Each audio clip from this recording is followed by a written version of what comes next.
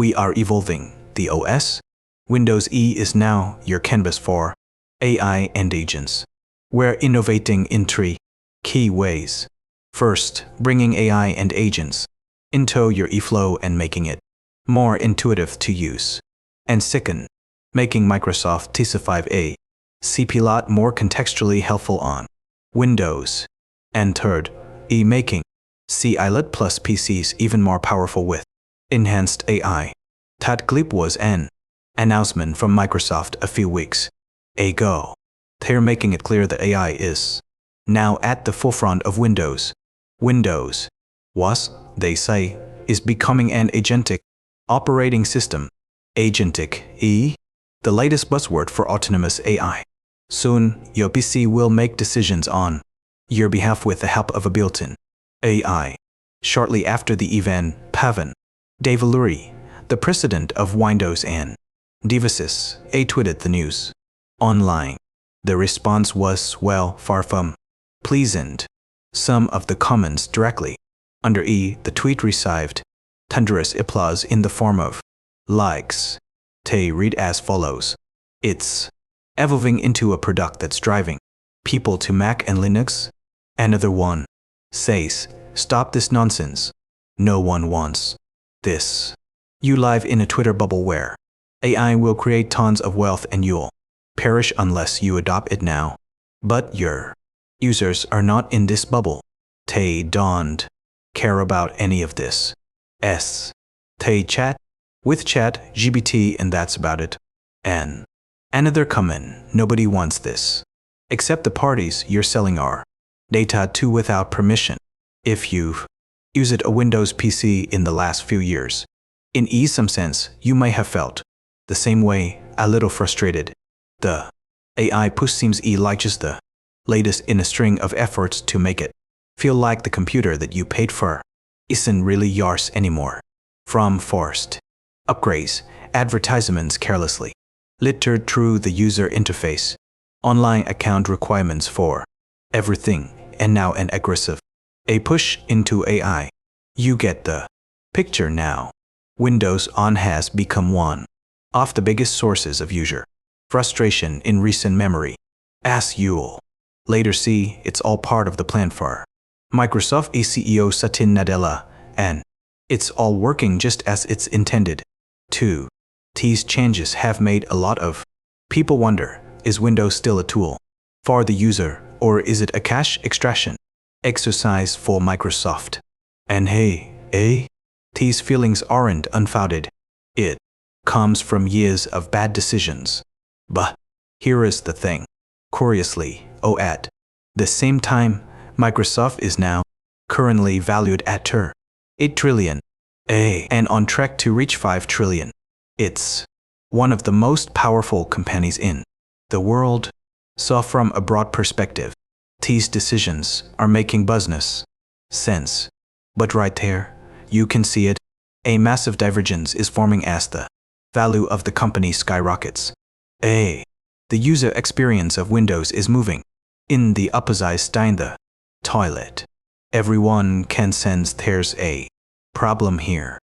But the question needs to be asked, what exactly is happening here? How did Windows, the flagship operating system of the world, now end up feeling like it no longer works for the person using it? And why does Microsoft keep doubling down on these decisions? If you've ever wondered these questions, then today is your lucky day because we'll answer them right now in this episode.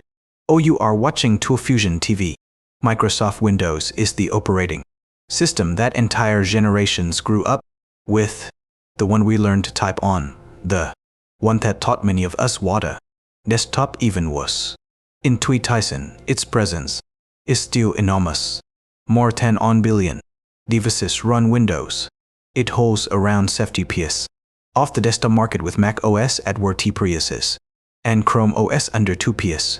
But for years now, Windows has fostered a slow but steady drip onions from users.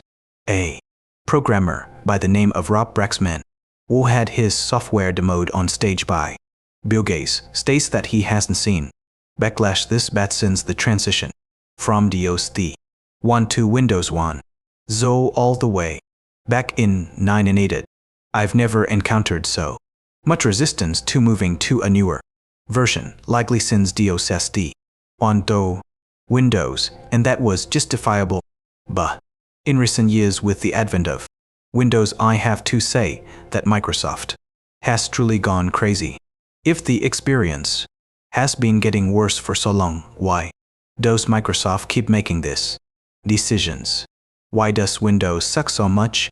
Today, to understand why Windows E feels a bit like a money extracting husk, we briefly need to look at how Microsoft came to dominate and what they end up doing when they find themselves top dog. Back in the late 80s and 90s, Bill Gates built his empire by getting MS-DOS onto as many machines as possible. It's a wise story that I've covered previously in the piece Gary Kildall, the man who should have been Bill Gates. But the point was, once Windows was everywhere, Microsoft could dictate the rules of personal computing. Look no further than the famous antitrust case and deposition of Bill Gates in regards to forcing Internet Explorer onto everyone, or just some of the aggressive contract signing with hardware partners. In a way, it was a sign of things to come. Satya Nadella, the company's current CEO, is continuing the same idea of cornering the market and dictating the rules, but in a less illegal way. He's capitalizing on Windows' legacy reach to push all users into Microsoft's online ecosystem. When Nadella took over in 2004, Azure, Office 365 and enterprise licensing became the car of Microsoft, and you can see the effect clearly in the company's valuation. This chart shows the moment Nadella steps in, you can see a sharp rise and continuous rise in shareholder champagne popping as the company steered itself towards cloud services and long-term recurring revenue. It has been a remarkably successful strategy for shareholders. In fiscal year 2025, Microsoft reported $5 billion in revenue, and over 5 of that, or about $1 billion, came from cloud services alone, when much of that business depends on B2B or enterprise clients and online services. Either incentives behind Windows naturally shift, and this context explains why the operating system feels the way it does. In the corporate world, the grip of Microsoft is virtually absolute. Enterprise adoption of Windows has passed 6% since support for Windows ended. More on that later. And Microsoft controls roughly 3% of the server market. So some of you might be wondering why your companies still use Windows if there's all these problems that we're going to soon talk about. Well, aside from company legacy systems and processes for software support, Windows E is still king. But going back to Microsoft's shift to the cloud, it's insanely profitable when almost every corporation relies on Windows who carries out home users. They yaw very little for the bottom line of Microsoft. Their frustration rarely affects revenue, and their complaints dawn $310 billion contracts. So it's no wonder that over time, Windows began reflecting shareholder priorities rather than the users. Now, let's get into the juicy stuff. Just some of the mind-boggling decisions that Microsoft has made. Its Windows slow decline into trash. And I don't think it has to always be this way. I absolutely, definitely think there is a path to redemption for Windows. I just don't think they're going to take it. I don't think it would take that much work to make it not trash. Genuinely, the thing that bothers me most is the things that they actively make it bad or worse. If I have purchased my Windows, I don't want freaking ads and amount. Don't just pot all this junk there all the time. Don't make search bad. Once you reach the desktop, Windows keeps trying to steer you in the same direction online. It's pushing you to sync into account for almost everything. It encourages you to store files on OneDrive. It is constantly reminding you to sign up for OneDrive so that all of your e-files and data and everything can be hosted by Microsoft on the OneDrive. Microsoft e-Office is now a subscription tied directly to the same account. During the Windows 7 era and before you would get Microsoft Office for free. It came with the operating system and you didn't have to sign in. Now it's a subscription service. Yeah, Microsoft is basically just milking you for every single dime. Even shutting down your computer is no longer simple because Windows insists on installing updates first. I'm sure your boss will understand when your Windows PC randomly shuts down in the middle of, say, an important meeting or just before a deadline with your work. Unsaved just for it to spend, if you're lucky, minutes booting back up while it does fast updates even though you said whichever option was closest to not now. I'm busy, or if you're really unlucky, how's to do those updates. Try telling your boss that it's Microsoft's fault that you can't finish your work. Honestly, Windows On has hundreds of small issues that users keep running into. A list just goes on. The OS was so bogged down with junk that even the user interface was miserably slower than the previous version. And the crazy thing is, Microsoft admitted that the syncing to OneDrive in the background was slowing down the computers of users. But the worst was yet to come. This message is sponsored by Raycon. With the holidays coming up in Australia, which by the way is summer, the weather is perfect for long walks in the evening, and I love having music on. But it's also good to hear the world around me. I've been using Raycon's Essential Open Earbuds, and honestly, they're great. What makes these different from regular earbuds is that they sit just outside your ear canal, so you get a clear, full sound while still hearing what's happening around you. I've been using them pretty much every day, whether working at home, at the gym, or heading out for walks. Whether it's cars passing by or just the noise of the city, you can stay aware while listening to music, podcasts, or taking calls. They're also really light, and the multi-angular rotating ear hook means that they actually stay put. And here is what I really appreciate.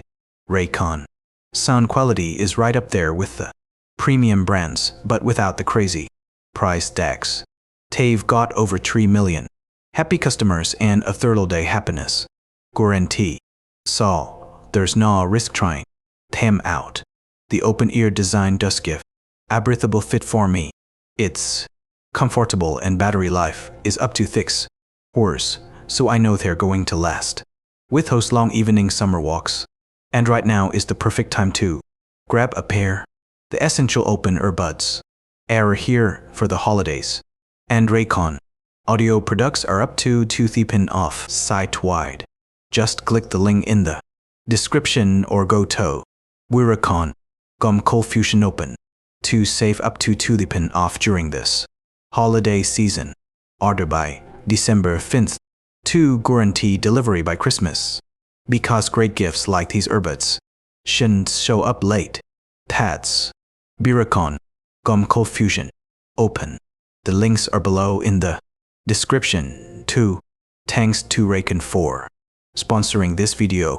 Now, back to the story. At the same time, without fixing the basics, the company began pushing AI into every part of its services, including Windows itself. They invested more than $1 billion into OpenAI, the company behind ChatGPT, and investment was one of the largest bets that Microsoft had ever made on a single technology. SE aside, the investment lost Microsoft wins $5 billion in just the last quarter. But with that level of investment, it was too no surprise that AI became central in Microsoft's plans. New AI features began spraying all over Word, Excel, Outlook, Paint, and Copilot. Some of these features were useful, but a lot of Tem felt like they were simply added because the company cut. Saw. Basically, what they want in an AI PC is, first, you should be able to interact with it naturally in text or voice and have it understand you.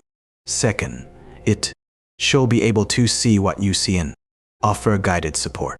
So I'm going to select screen 2. And now, couplet is watching everything.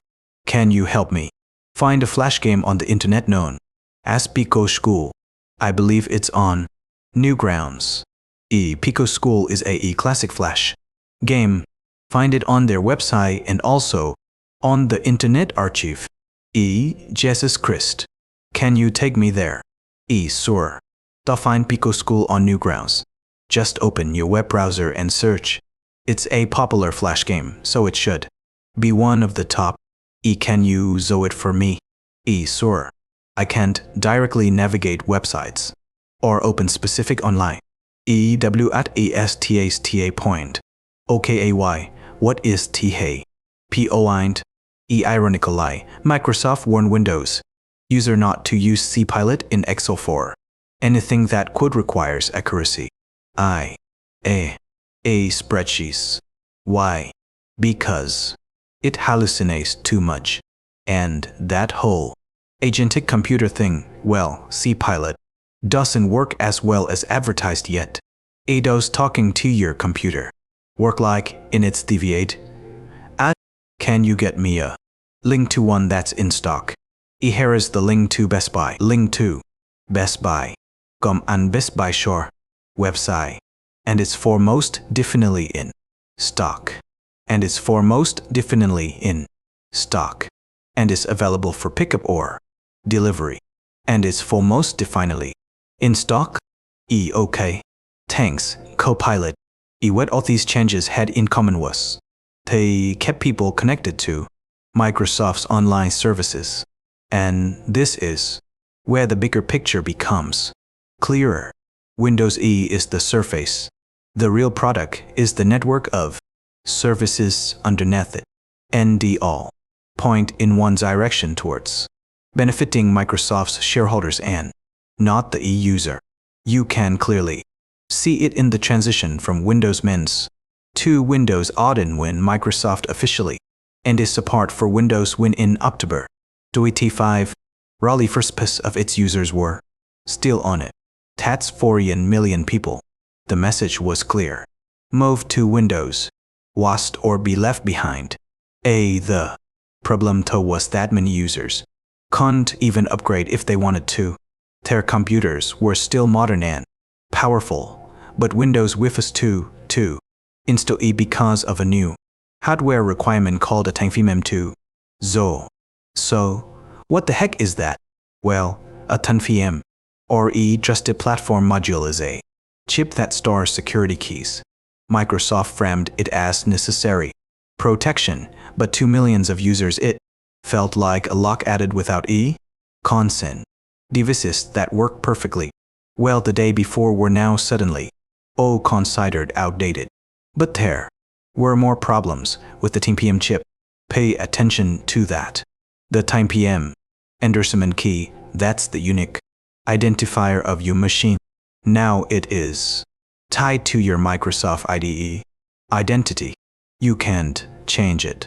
You can't delete it.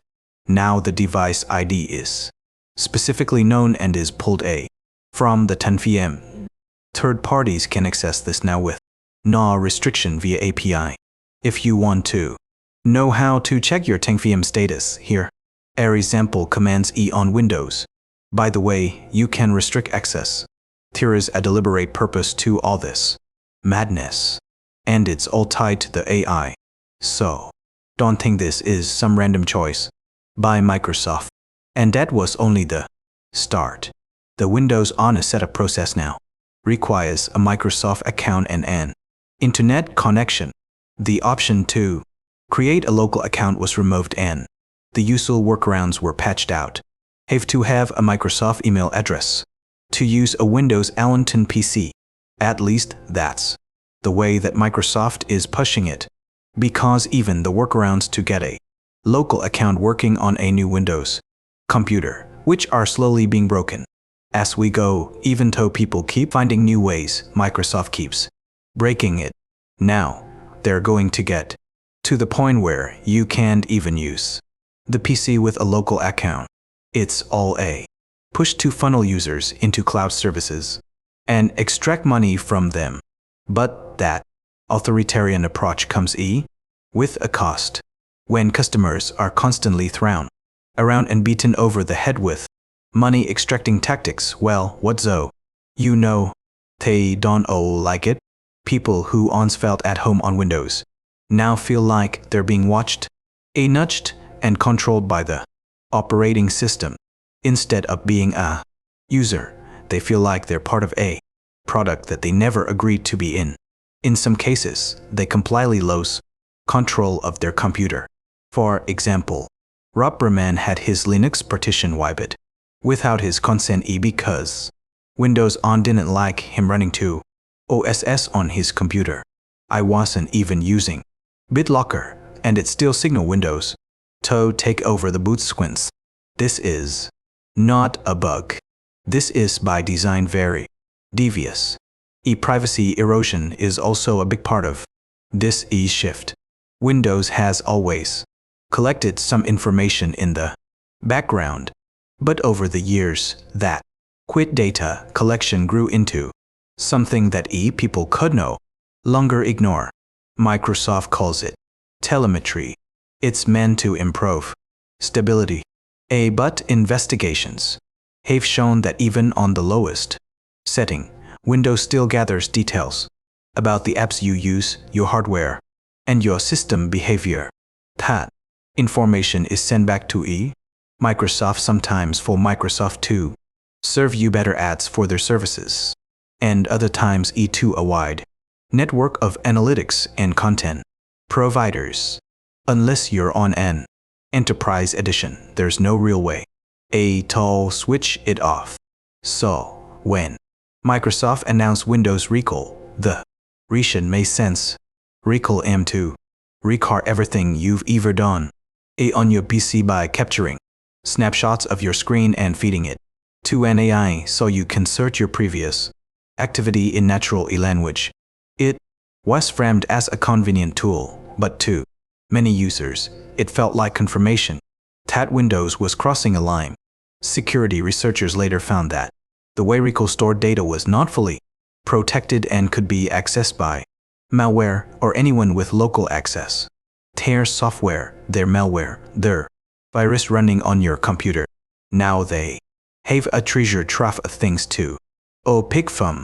They don't just have your most recent email. They have every screenshot that your computer has ever taken. They have your banking details because they don't get scrubbed when Copilot or Recall takes a photo of it every few seconds. They know everything about you and can impersonate you to a T. And Microsoft says we shouldn't worry about this. It's all local. But here is the thing. There is no technical barrier to sending an instruction to the AI companion to examine your Recall database and report findings to HQQ. This can be done without any data leaving your computer. The backlash was strong. I know that Microsoft eventually pulled the feature before launch.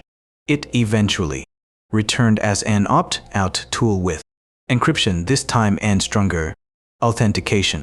But even with these improvements, people are still very unsure about it. At this point, it's no longer about a single feature. When you combine the terrible user experience and growing privacy concerns, it's easy to see why people are exploring alternatives.